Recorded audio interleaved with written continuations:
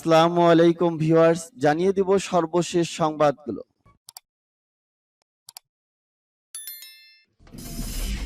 সংবাদের শুরুতেই জানিয়ে দিব সংবাদ শিরোনাম। রাশিয়া ইউক্রেনে পারমাণবিক অস্ত্র মারলে ধ্বংসাত্মক পরিণতির হুঁশিয়ারি যুক্তরাষ্ট্রের। রুশ বিরোধী নিষেধাজ্ঞা উল্টো ইউরোপকেই বিপাকে ফেলেছে। রুশ পররাষ্ট্রমন্ত্রীর হুঁশিয়ারি, মার্কিন একতরফা নীতির ফলে আন্তর্জাতিক সংস্থা ও প্রতিষ্ঠান ভেঙে পড়েছে। উত্তর কোরিয়ার হুমকির মধ্যেই যৌথ মহড়ায় দক্ষিণ কোরিয়া যুক্তরাষ্ট্র। এবং জানিয়ে দিব সর্বশেষ গুরুত্বপূর্ণ সংবাদ। সবশেষে কাঙ্ক্ষিত আকাশ প্রতিরক্ষা ব্যবস্থা পেল ইউক্রেন। এতক্ষণ শুনছিলেন সংবাদ শিরোনাম, এখন শুনবেন সংবাদের বিস্তারিত। তো বন্ধুদের কাছে রিকোয়েস্ট রইল, এই ভিডিওতে একটা লাইক দিবেন, আর ভালো লাগলে অবশ্যই বন্ধুদের মাঝে শেয়ার করে দিবেন। রাশিয়া ইউক্রেনে পারমাণবিক অস্ত্র মারলে ধ্বংসাত্মক পরিণতির হুঁশিয়ারি যুক্তরাষ্ট্রের। রাশিয়ার প্রেসিডেন্ট ভ্লাদিমির পুতিন গত সপ্তাহে বলেছিলেন, মস্কো তার ভূখণ্ড রক্ষায় যে কোনো ধরনের অস্ত্র ব্যবহার করতে পারে। মস্কো যদি ইউক্রেনে পারমাণবিক অস্ত্র ব্যবহার করে তাহলে তাদের ধ্বংসাত্মক পরিণতির হুঁশিয়ারি দিয়েছেন যুক্তরাষ্ট্র। লুহানস্ক, দোনেতঙ্ক, খেরসন, জাপোরোজিয়া গণভোটের ফল পক্ষে এলে এই অঞ্চলগুলো রাশিয়ার পূর্ণাঙ্গ সুরক্ষা পাবে। রাশিয়ার পররাষ্ট্রমন্ত্রী সার্গেই ল্যাভরভের এ বক্তব্যের পর রোববার ওয়াশিংটনে ওই হুঁশিয়ারি এলো বলে জানিয়েছেন বার্তা সংস্থা রয়টার্স। রুশ বাহিনী ও তাদের সমর্থকদের দখলে থাকা ইউক্রেনের 4 অঞ্চলে রাশিয়ার সঙ্গে যুক্ত হওয়ার গণভোট রোববার তৃতীয় দিনের মতো চলছে। মঙ্গলবার এই ভোট শেষ হওয়ার অল্প সময়ের মধ্যেই ফল ঘোষিত হবে। ওই অঞ্চলগুলোর বেশিরভাগ বাসিন্দা রুশ ভাষাভাষী হওয়ায় গণভোটে মস্কোর পক্ষে বিপুল জনরায় দেখা যাবে বলে অনুমান করা যাচ্ছে। তেমনটা হলো কয়েকদিনের মধ্যেই রাশিয়ার পার্লামেন্টে গণভোটের ওই ফলকে আনুষ্ঠানিকভাবে অনুমোদন দিয়ে অঞ্চলগুলোকে রাশিয়ার সঙ্গে যুক্ত করে নিতে পারে।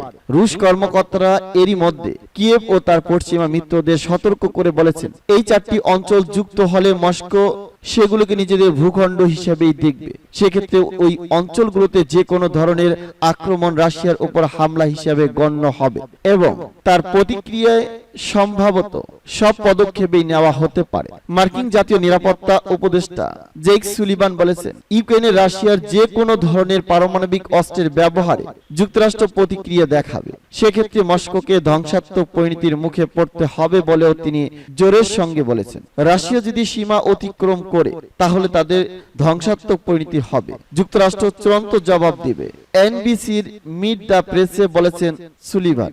এর আগে বুধবার রুশ প্রেসিডেন্ট ভ্লাদিমির পুতিন বলেছেন, রাশিয়া তার ভূখণ্ড রক্ষায় যে কোনো ধরনের অস্ত্র ব্যবহার করতে পারে।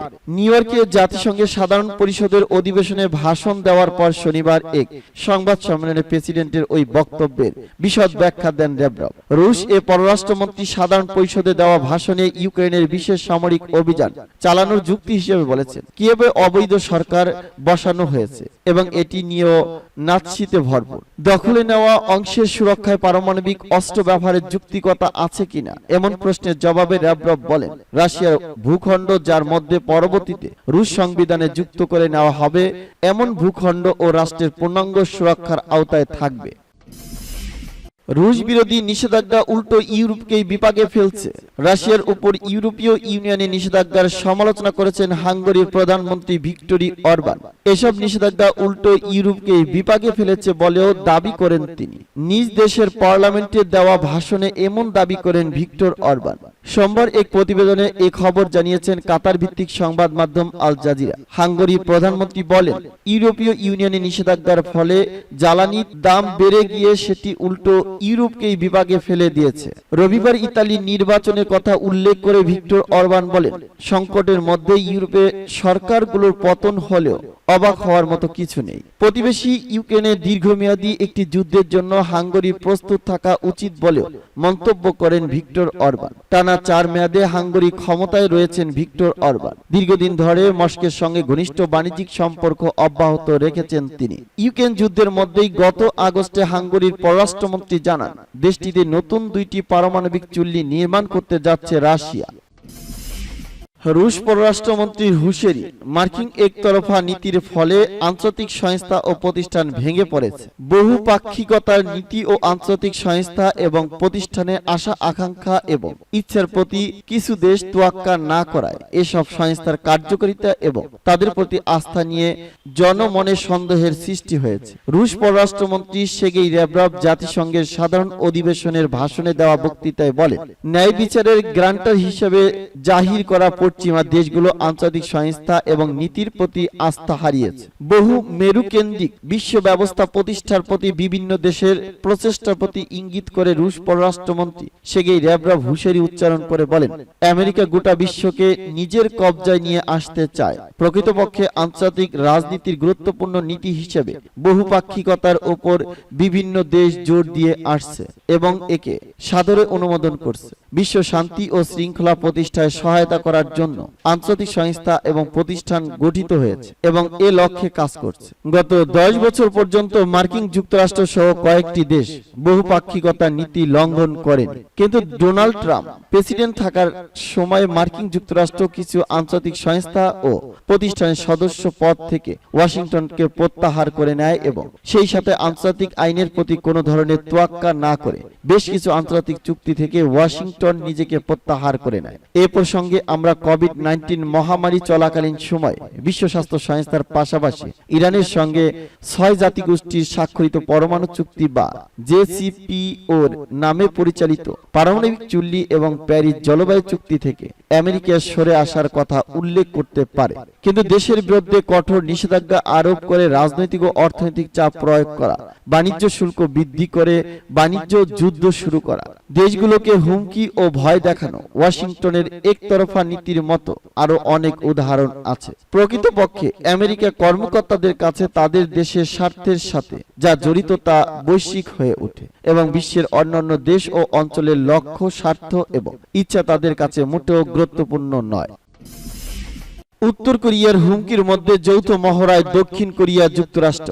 উত্তর কোরিয়ার হুমকির মধ্যে যৌথ সামরিক মহড়ায় নেমেছে দক্ষিণ কোরিয়া ও যুক্তরাষ্ট্র। উত্তর কোরিয়ার স্বল্প পাল্লার ব্যালিস্টিক ক্ষেপণাস্ত্র চালানোর একদিন পর সোমবার কোরীয় উপদ্বীপে মহড়া শুরু করেছে দুই দেশ। পূর্ব ঘোষণা অনুযায়ী সোমবার কোরীয় উপদ্বীপের পূর্বে উপকূলে মার্কিন রণতরী ইউএসএস রোনাল্ড রিগান সহ অন্যান্য যুদ্ধজাহাজ দক্ষিণ কোরিয়া জাহাজের সঙ্গে মহড়ায় নেমেছে। রোনাল্ড রিগান গত 5 বছরের মধ্যে প্রথমবার দেশটিতে প্রবেশ করেছে বলে জানিয়েছে কর্তৃপক্ষ। দুই দেশের মহড়ার আগের দিন একটি স্বল্প পাল্লার ক্ষেপণাস্ত্র ছুড়ে কিম জং উনের দেশ। এ নিয়ে গভীর উদ্বেগ প্রকাশ করেছে প্রতিবেশী জাপান ও দক্ষিণ কোরিয়ার সরকার। তাদের অভিযোগ, পিয়ংইয়াং এর কার্যক্রম এই অঞ্চলের জন্য মারাত্মক হুমকি। মহড়া চলা অবস্থায় পিয়ংইয়াং ফের ক্ষেপণাস্ত্র পরীক্ষা চালাতে পারে বলে জানিয়েছেন দুই দেশ। এই ধরনের অস্ত্র পরীক্ষা চালানোতে দেশটির উপর নিষেধাজ্ঞা রয়েছে। মহড়ার প্রসঙ্গে দক্ষিণ কোরিয়ার নৌবাহিনী এক বিবৃতিতে জানিয়েছেন, 4 দিনের মহড়ার লক্ষ্য হল উত্তর কোরিয়ার উস্কানি প্রতিহত করা, পাশাপাশি নিজেদের সক্ষমতা বৃদ্ধি করা। অবশেষে কাঙ্ক্ষিত আকাশ প্রতিরক্ষা ব্যবস্থা পেল ইউক্রেন। রুশ বাহিনীর হামলা প্রতিহতে ইউক্রেনের যুক্তরাষ্ট্র থেকে উন্নত প্রযুক্তির আকাশ প্রতিরক্ষা ব্যবস্থা পেয়েছে বলে জানিয়েছেন প্রেসিডেন্ট ভ্লাদিমির জেলেনস্কি। রোববার দিবাগত রাতে দেওয়া ভাষণে তিনি একথা জানান। ইউক্রেন যুদ্ধের 7 মাস চললেও এতদিন এটি দেয়নি যুক্তরাষ্ট্র।